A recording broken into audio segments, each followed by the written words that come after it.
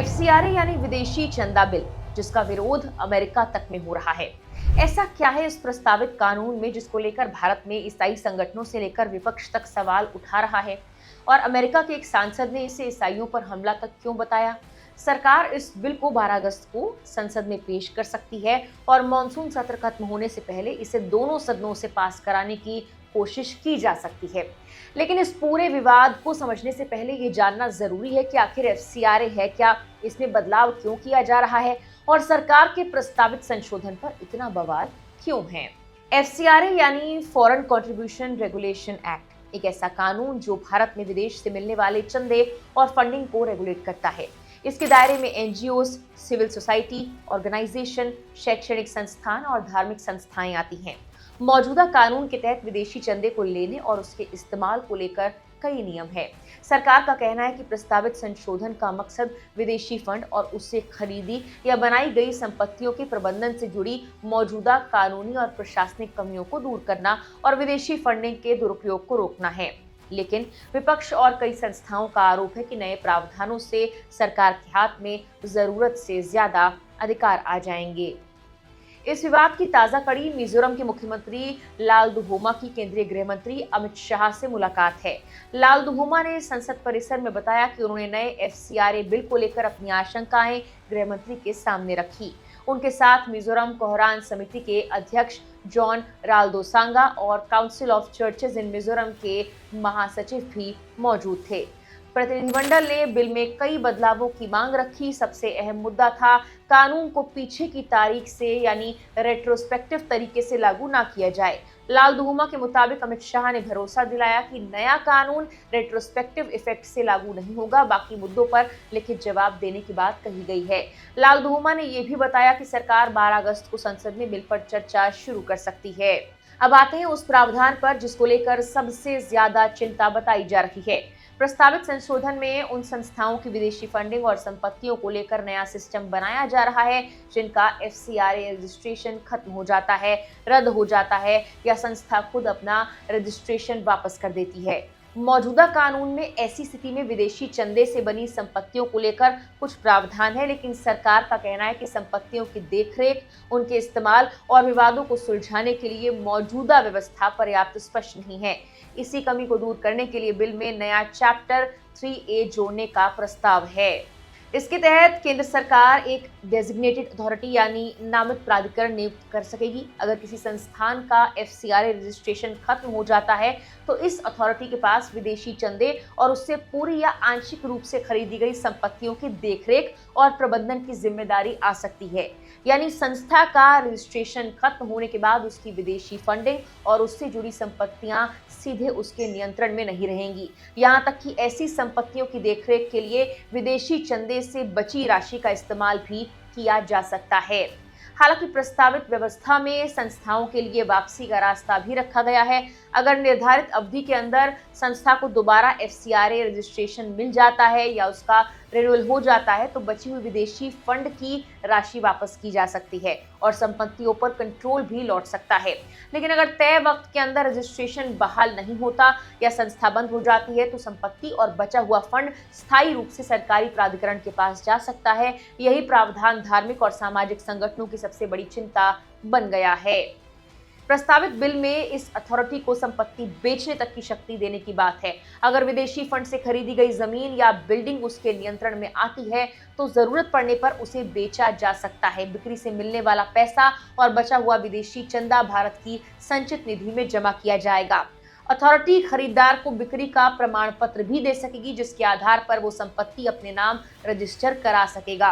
प्रस्तावित प्रावधानों के मुताबिक ऐसे मामलों में संपत्ति के ट्रांसफर, कुर्की या जब्ती के जुड़े कुछ अदालत या ट्रिब्यूनल के आदेश भी तब तक लागू नहीं होंगे जब तक कि कानून में विशेष प्रावधान ना हो। यही वजह है कि आलोचक इसे सरकार की शक्तियों के विस्तार के तौर पर देख रहे हैं। एफसीआरए रजिस्ट्रेशन को लेकर भी नियम कड़े किए जाने का प्रस्ताव है। PRS लेजिस्लेटिव रिसर्च के मुताबिक संस्थाओं को वक्त वक्त पर अपना FCRA रजिस्ट्रेशन रिन्यू कराना होगा। BBC की एक रिपोर्ट में यह कहा गया है, अगर कोई संस्था समय पर रिन्यूअल के लिए आवेदन नहीं करती या उसका आवेदन ही खारिज हो जाता है तो उसका रजिस्ट्रेशन खत्म हो सकता है। रजिस्ट्रेशन खत्म होने की स्थिति में संस्था दोबारा अनुमति मिलने तक विदेशी चंदा न तो ले पाएगी और न ही उसका इस्तेमाल कर सकेगी। अब इस पूरे विवाद में ईसाई संगठनों की आपत्ति क्यों सामने आई है, इसे समझना जरूरी है। कई ईसाई संगठनों को ये डर है कि नए प्रावधानों का असर चर्च और धार्मिक चैरिटी संस्थाओं पर पड़ सकता है। Catholic Bishops Conference of India यानी CBCI ने भी गृह मंत्री अमित शाह को ज्ञापन देकर प्रस्तावित बिल और उससे जुड़े नियमों को वापस लेने और सभी संबंधित पक्षों से व्यापक चर्चा के बाद नया मसौदा तैयार करने की मांग की थी। वहीं मिजोरम के ईसाई संगठनों ने भी सरकार के सामने अपनी आशंकाएं रखी हैं। DMK सांसद P. विल्सन के नेतृत्व में joint action forum on minorities के प्रतिनिधिमंडल ने भी अमित शाह से मुलाकात की और मांग की कि बिल वापस लिया जाए या इसे जॉइंट पार्लियामेंट्री कमेटी यानी JPC के पास भेजा जाए।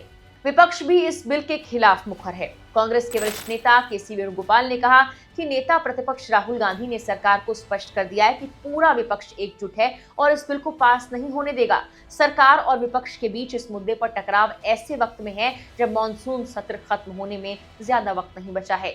सरकार की कोशिश बिल पर चर्चा कराने और दोनों सदनों से इसे पारित कराने की बताई जा रही है। ये बिल नया नहीं है। केंद्र सरकार ने 25 मार्च 2026 को FCRA अमेंडमेंट बिल 2026 लोकसभा में पेश किया था।